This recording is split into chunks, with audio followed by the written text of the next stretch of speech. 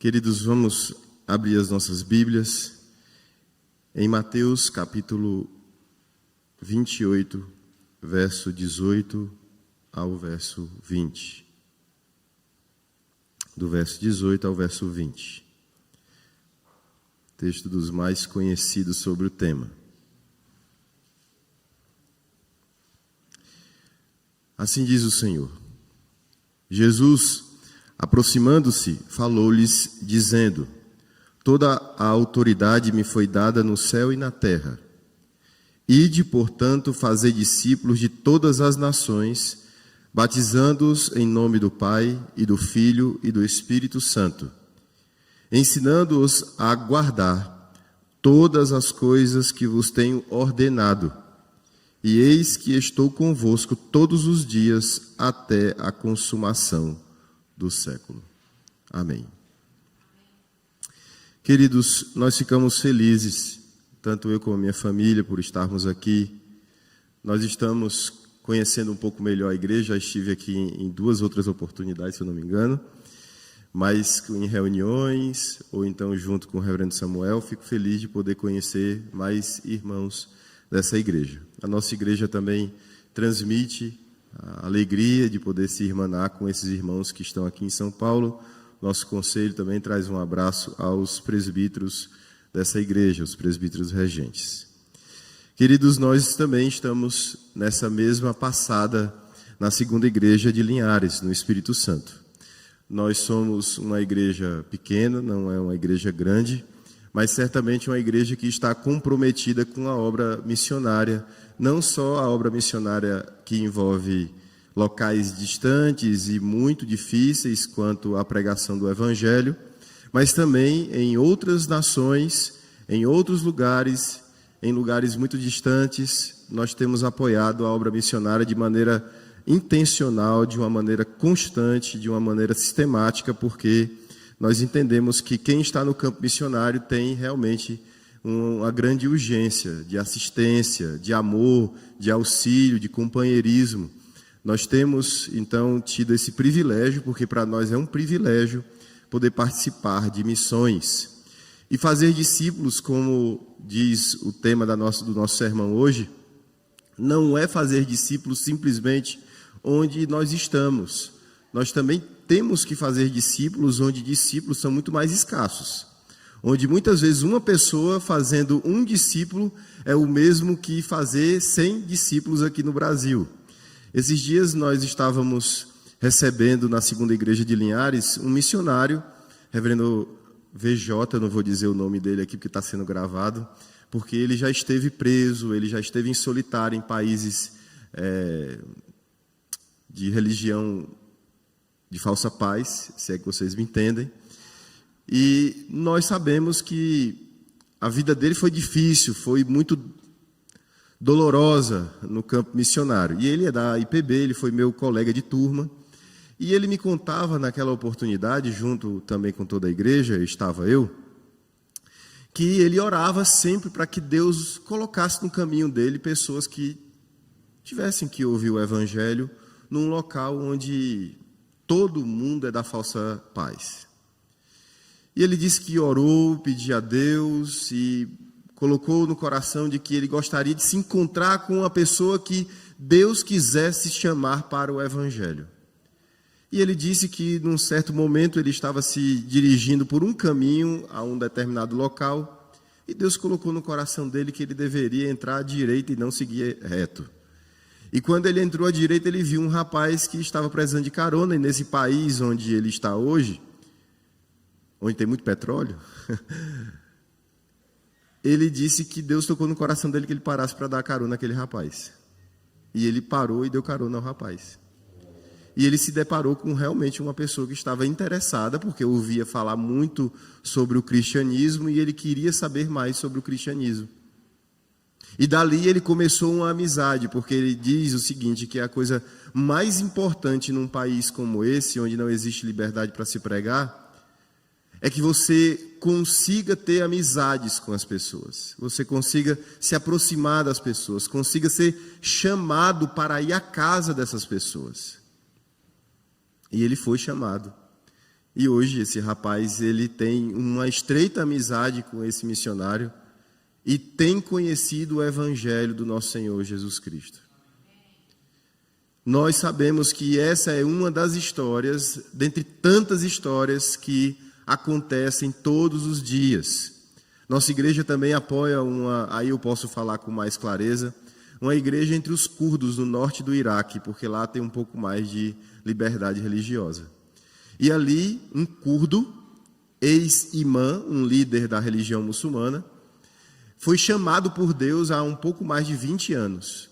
Ele foi abandonado pela família, ele foi espancado pelos parentes, foi ameaçado de morte, ele foi espancado mais de 20 vezes pelos parentes, pais, irmãos, primos e etc., tios. E hoje ele, para a glória de Deus, é um pastor da Igreja Presbiteriana do Brasil, ordenado aqui em São Paulo há pouco tempo.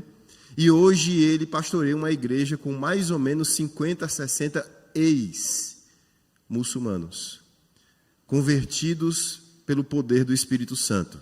Isso tudo porque ele entendeu que deveria fazer a obra missionária mesmo sendo uma daquelas pessoas ali. Era muito raro se ver, e ainda é raro se ver, um ex-líder muçulmano, ex-líder religioso, sendo agora um pastor presbiteriano pregando o evangelho. Isso é muito difícil. E nós sabemos que isso, irmãos, é difícil porque há muitos empecilhos para se fazer discípulos. Nós já aqui falamos alguns deles. Nós estamos falando aqui de perseguições, nós estamos falando aqui de governos que são religiosos e que usam todo o poder da espada contra o evangelho. Mas mesmo assim, o evangelho ele continua prosperando, ele não é impedido. Porque o reino de Cristo, ele prosperará sempre. Mas nós devemos estar cientes dos obstáculos. Aqui eu gostaria, então, introdutoriamente, de falar alguns desses obstáculos, e eu vou começar a falar sobre aquele que é um obstáculo que nós presbiterianos tendemos, por erros racionalistas, a não colocar na conta. Sim, as forças do mal. As forças do mal, elas batalham contra o discipulado. As forças do mal, elas batalham contra o evangelho. As forças do mal, os demônios, Satanás, não têm interesse que nós evangelizemos. Não tem, irmãos, interesse. A batalha que nós enfrentamos para pregar o evangelho deveria ser mensurada. A batalha espiritual contra as hostes do mal. Eu acho que muitas vezes nós não estamos seguindo verdadeiramente o que de fato foi sempre o presbiterianismo. Nós presbiterianos nunca descremos do que a palavra de Deus diz. E a palavra de Deus, ela diz que há portas do inferno que precisam ser derrubadas pelo reino de Deus. As portas não prevalecerão, mas a igreja deve sair para derrubá-las. E nós, com o poder do Espírito Santo, sabemos que, quando estamos imbuídos desse propósito, nós encontraremos muitas resistências. Esses dias agora, nossa igreja saiu para o sertão do Ceará. Nós fomos para Iguatu, uma cidade de mais ou menos 100 mil habitantes, e ali era a nossa base. E nós fomos para várias cidades que estavam próximas a Iguatu. Irmãos, desde o momento em que nós decidimos que iríamos para Iguatu, muitas coisas aconteceram. Inclusive, até o diabo caiu por terra. Porque, infelizmente, a igreja para a qual nós estávamos indo como base de uma obra missionária, estava sendo conduzida por um homem que era inescrupuloso moralmente.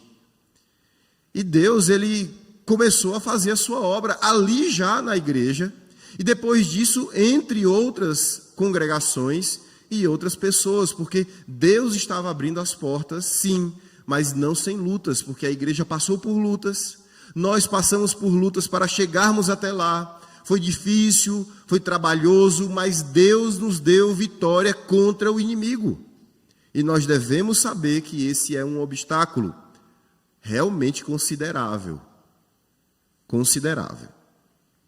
O segundo obstáculo que eu gostaria de destacar aqui é o obstáculo da nossa própria mente. A nossa mentalidade, ela não é missionária. a nossa mentalidade como cristãos, muitas vezes, é muito de acomodação. Nós queremos sentar confortavelmente nos bancos de nossas igrejas. Nós queremos que as pessoas, do nada, a partir de uma simbiose entre o nada e alguma coisa, que as pessoas cheguem à igreja. E elas realmente, infelizmente, irmãos, e felizmente ao mesmo tempo, há estudos que mostram que as pessoas chegam muito à igreja, mais de 20% de pessoas chegam à igreja por meio de contatos pessoais que foram indiretos ou até porque não foram chamadas por ninguém. Isso é verdade. Eu já batizei mais do que 5 pessoas que chegaram à igreja onde eu era pastor sem que ninguém antes tenha chamado essa pessoa para ir até lá. Então, eu quero dizer com isso que, sim, pessoas chegam à igreja sem convidarmos. Chega. Mas o nosso Deus, ele disse que a nossa mentalidade, a nossa disposição mental deveria ser voltada para Deus, entendendo que nós temos um propósito enquanto igreja aqui, que é de pregar o evangelho a toda criatura. A terceira coisa que eu gostaria de destacar é que nós somos acomodados. Nós somos acomodados, e aí isso vem do que eu já acabei de dizer, mas não é simplesmente acomodados dentro de nossas igrejas. Aqui o que eu quero dizer com acomodados é porque nós estamos vivendo no nosso dia a dia, nos nossos trabalhos, nós estamos na nossa universidade, nós estamos do dia a dia dentro de um carro, nós não somos propositadamente discipuladores de pessoas que estão ao nosso redor. Então nós nos acomodamos, nos calamos e não falamos nada sobre o evangelho, e muitas pessoas que estão ao nosso redor não sabem que nós somos cristãos. Elas não sabem que nós amamos o Senhor. E aqui vem o quarto empecilho. O quarto empecilho seria justamente o amor. Muitas vezes nós, por não amarmos a Deus como nós deveríamos, e por não amarmos ao nosso próximo como nós deveríamos, nós desprezamos o amor àquele que não conhece o Senhor. Nós deveríamos estar mais atentos com relação à ordem de discipular as nações por amor ao nosso Deus e por amor ao nosso próximo. Você ama a Deus? Você quer que este amor que você experimenta da parte de Deus, porque Ele nos amou primeiro, Ele se estenda a outras pessoas que não conhecem esse amor? Se você quer isso, então, meu irmão, passe a lembrar do que eu acabei de dizer. Saiba que Satanás tem tudo contra isso. Saiba que a nossa disposição mental não passa por uma entrega de constante evangelização no nosso dia a dia. Nós nos acomodamos a sermos pessoas muito bem-sucedidas na vida, está tudo confortável, nós não queremos ter a intencionalidade de evangelizar. E muitas vezes a falta de amor, e aí se nós amamos a Deus, nós queremos fazer diferente, nós queremos atender à palavra de Cristo quando disse: portanto, ide, e a ordem não é ir, irmãos. A ordem é fazer discípulos de todas as nações. Sabe por que a ordem não é ir? Porque todos nós aqui vamos. Sim, irmãos, todos nós. Você não vai à padaria? Você não vai à farmácia? Você não vai ao seu trabalho? Você não vai à universidade? Você não vai a um restaurante? Você vai para vários lugares do mundo, viajando, passeando. Aproveite essas oportunidades para falar do Evangelho e dizer ao mundo que Jesus Cristo te mandou pregar o Evangelho. E o que seria então dizer ao mundo o que Jesus Cristo fez? Isso é o que nós chamamos de evangelizar, dizer ao mundo o que Jesus Cristo fez. Mas não só o que ele fez. A palavra de Deus nos disse aqui, que nós acabamos de ler, que nós devemos ensinar às nações aquilo que Jesus ordenou. Ou seja, nós tanto ensinamos às nações o que Jesus fez, mas também nós ensinamos quem Jesus é, e por isso tem um significado aquilo que ele fez. E nós também ensinamos aquilo que ele nos ensinou a guardar. Isso é evangelizar. Sabe qual é o grande obstáculo que está relacionado com isso? É porque muitas vezes nós não sabemos quem é Jesus. Muitas vezes nós não sabemos o que ele fez. Nós muitas vezes não sabemos o que ele ensinou. Jesus é só uma figura dominical que muitas vezes é superficialmente falada por meio de palavras que são só jargões. Muito dificilmente as pessoas leem a Bíblia que não seja no domingo, quando estamos na liturgia. Muito dificilmente as pessoas elas oram durante a semana sabendo do que Jesus Cristo fez por elas. O Dr. Michael Horton, ele falou num livro muito interessante, Cristianismo Sem Cristo. Ele justamente mostra isso. Há estatísticas americanas que mostram que as pessoas que estão dentro de igrejas, quando são perguntadas o porquê que elas são salvas, a maioria esmagadora não sabe dizer o porquê são salvas. Eu constantemente pergunto às minhas filhas, uma de 16 e uma de 9 anos, se elas sabem o porquê elas são salvas. Se elas sabem no que se baseia a salvação dela. Ora, se elas souberem disso, elas saberão evangelizar. Não será um mistério evangelizar. Pelo contrário, mostrar que você deve ter fé em Jesus com palavras e obras é evangelizar. Você está dizendo que confia a sua vida a Cristo em toda e qualquer situação. Isso é evangelizar, porque o mundo verá que você ama primeiramente a Deus. O mundo verá que você deposita absolutamente a sua fé, a sua confiança nas palavras daquele que é invisível aos olhos humanos. Poderia até ser chamado de doido, porque você está acreditando em uma coisa que você não vê. Nós poderíamos ser chamados também de ateus, como nós já fomos chamados de ateus, lá no período em que o Império Romano nos perseguia. Nós éramos encarados como ateus. Por quê? Porque nós acreditávamos num Deus que era invisível. Ninguém via nada. Era só paredes. Aquelas pessoas adoravam um homem que tinha morrido. E agora nós éramos canibais porque nós comíamos a sua carne. Veja como a doutrina cristã, a ceia do Senhor, era também motivo para sermos um escândalo. É claro que você tem que estar pronto ao declarar a sua fé, ao evangelizar, que o inimigo vai muitas vezes te acusar de coisas que são absurdas. Mas você está disposto a passar por isso por causa de Cristo? Ensinar a imitar Jesus é verdadeiramente evangelizar.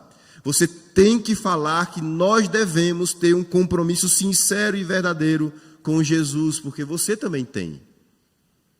Você é um exemplo vivo, perambulante, do amor de Deus, assim como nós poderíamos dizer, esse irmão com a filha dele, ou você com o seu filho, essa irmã com o filho no colo. Isso é discipular, é fazer o que Jesus disse que você deveria fazer.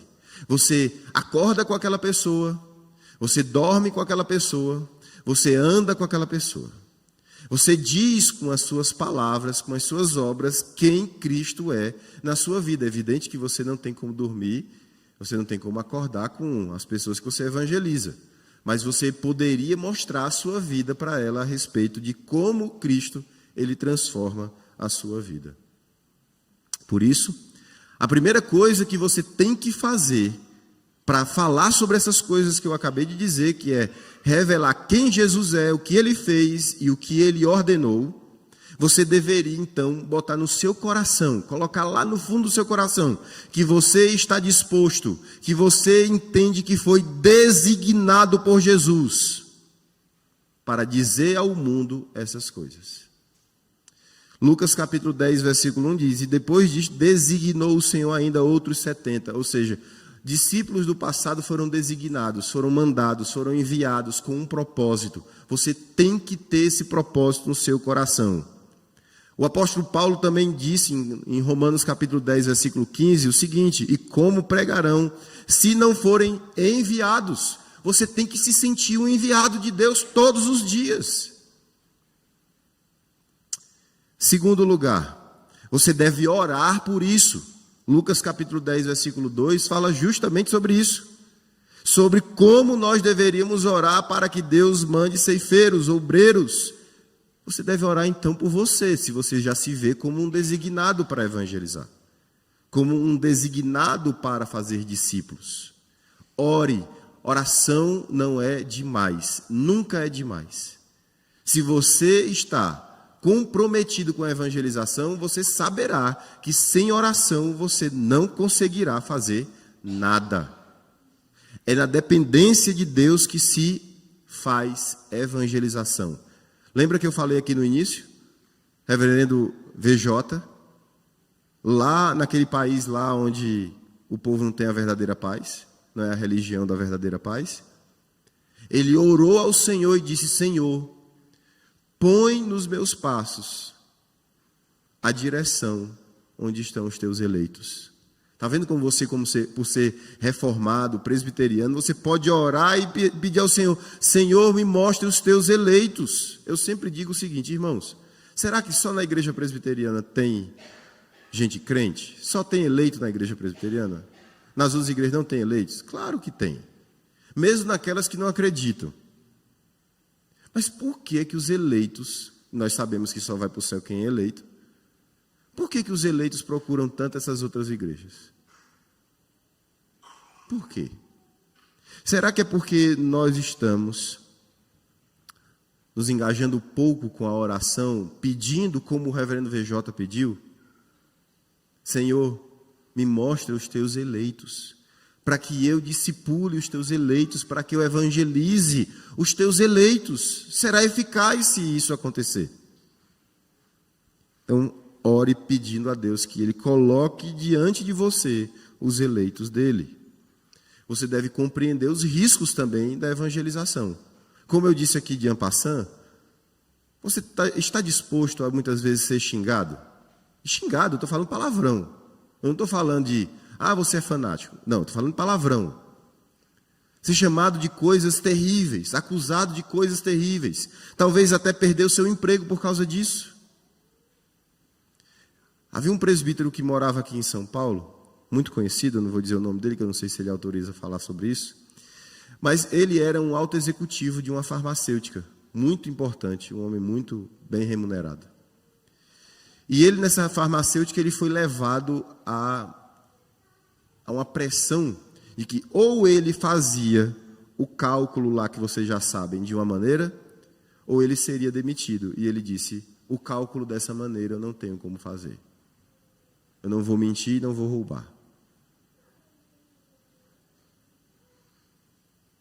Com isso, ele estava dizendo para todas as pessoas que estavam ao redor dele que tudo aquilo que ele falou tinha valor. Porque ele era um homem que evangelizava, ele era um homem que dizia que era um cristão, ele era um homem que dizia que tinha comprometimento com o evangelho. Ele era um homem assim. Agora ele estava tendo que viver o risco de pregar o evangelho não só com as palavras, mas também com a sua vida. Ainda que se evangelize primeiro com as palavras, mas a vida tem que acompanhar a pregação. E ele então teve a oportunidade de conhecer aquilo que Jesus Cristo disse em Lucas capítulo 10, versículo 13. Ide, eis que vos mando como cordeiros ao meio de lobos. Muitas vezes, evangelizando, você descobrirá a quantidade de lobos que estão ao seu redor. Esteja pronto para isso. Em quarto lugar, você precisa também seguir algumas orientações básicas sobre como se portar com pessoas que estão sendo evangelizadas por você. Jesus ele faz isso em Lucas capítulo 10. Em Lucas capítulo 10 ele vai dizer o seguinte: você primeiro deve confiar que Deus sustentará você. Então, se você tiver que perder o emprego, você vai perder. Se você tiver de perder um bom negócio, você vai perder, porque Deus ele te sustenta. Segundo, você deve, então, se desviar dos propósitos que não são o da missão. Não se distrair com outras coisas. Focar na missão que você tem. Todo cristão tem a missão de glorificar a Deus e gozá-lo para sempre. Todo cristão deve ser alguém que, com a sua própria existência no local, fale do evangelho. Não se desvie desse foco. Eu sei que você pensa que está ali para trabalhar e dar lucro para o seu patrão, ou para continuar sustentando a sua empresa. Eu sei que você pensa isso, mas está errado. Você primeiro está trabalhando para glorificar a Deus, para que o mundo veja que você é sal e luz da terra e que por meio disso Deus seja glorificado. Todas as demais coisas vos serão acrescentadas. Isso significa que você vai ser um funcionário que vai chegar no horário, não vai roubar o seu patrão, você vai ser zeloso com tudo aquilo que te entregou para administrar nas suas mãos. E você, se você é um patrão, você vai ter zelo pelos seus funcionários, você vai cuidar dele bem e vai sempre dizer, em qualquer das duas pontas em que você estiver, que você faz tudo isso não porque você é melhor do que os outros, mas porque Cristo, Ele é o sentido da sua vida. Se você se focar nessa missão, você vai estar sempre evangelizando. Quando Deus, Ele quiser, Ele vai colocar no seu coração. Isso é importante. Quando Deus quiser, Ele vai colocar no seu coração as palavras de onde você não antes conseguiria achar por você mesmo. Muitas vezes você pergunta assim, você consegue me dizer aqui em 5 minutos o que é o Evangelho? Você trava. Mas às vezes quando você está lá no seu ambiente de trabalho, quando você está lá nas suas situações da vida, cotidianas, de repente Deus, pelo seu Espírito, coloca as palavras certas na sua boca. Saiba, Deus vai colocar as palavras certas na sua boca. Agora também, evidentemente, que você tem que entender que há limitações. Para tudo na vida há limitações. Para tudo na vida você sabe que existem dificuldades para acontecer. Então, às vezes, eu já estive nessa situação. Evangelizando uma pessoa me pergunta, eu pastor, me pergunta uma coisa e eu fico me perguntando, Senhor, eu não sei, como é que eu respondo? Então, há limites, sim, mas até nessas horas você vai dar uma lição do que é verdadeiramente ser cristão. Eu não sei, mas eu vou procurar saber. Eu não sei te dar essa resposta, mas eu vou trazer a melhor resposta possível para você. Em último lugar, você precisa de todo o coração, rejeitar absolutamente qualquer tipo de eu nessa hora. O eu que muitas vezes nos atrapalha em sermos humildes, como no ponto anterior. Eu não me submeto a isso. Eu não aceito aquilo. Eu não como aquilo. Por exemplo, você chega na casa de alguém que você quer muito evangelizar. E essa pessoa, ela colocou na mesa algo que você não gosta de comer. Coma.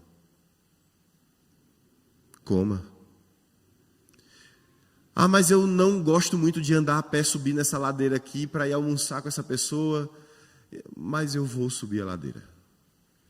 Eu e o pastor Samuel, que somos mais gordinhos, esse é um grande sacrifício. Não é nem chegar lá para comer, é o caminho até a comida. Você chega num local onde você não conhece bem as pessoas, e você é um pouco ranzinza, não é tão simpático. É nessa hora que você tem que negar o seu eu e dizer, eu vou ser acolhedor, simpático, vou ser receptivo a tudo o que está ali por causa do Evangelho. Por causa do nome de Cristo. Eu vou dar um bom testemunho, eu não vou me alterar quando eu sei que não precisa se alterar. Eu vou dizer as palavras que precisam ser ditas, mas pastor, isso não parece ser hipocrisia? A não ser que você seja ímpio. Se você não for crente, sim, quando você se controla assim, você tem domínio próprio assim, você está sendo hipócrita. Você está fingindo. Mas quando você é cristão e está aprendendo que precisa ter um outro tipo de pensamento, um outro tipo de vida, um outro tipo de acolhimento, um outro tipo de receptividade às coisas, isso não é hipocrisia. Isso é o processo de aprender.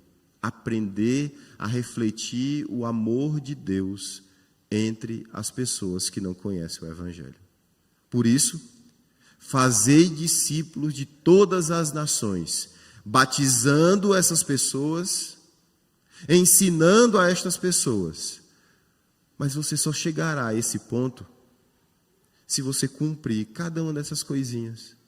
E se eu pudesse dizer para você, meu irmão, qual delas é a mais importante, eu vou te dizer.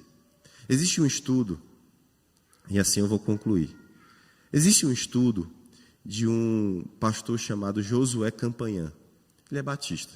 Ele fez uma tese de doutorado, escreveu um livro baseado nessa tese, em que ele mostra como é que as pessoas chegam à igreja. Irmãos, uma pessoa normalmente chega à igreja por meio dos relacionamentos pessoais. Não é folheto, não é campanha evangelística, não é bater de porta em porta, senão os testemunhos de Jeová seriam os maiores. O que realmente atrai pessoas à igreja é o relacionamento pessoal. É o quanto uma igreja está disposta a ser pessoal nos seus relacionamentos, a ter propósito, ter intenção nos seus relacionamentos quanto à evangelização. Que vocês consigam fazer isso para a glória de Deus. Amém.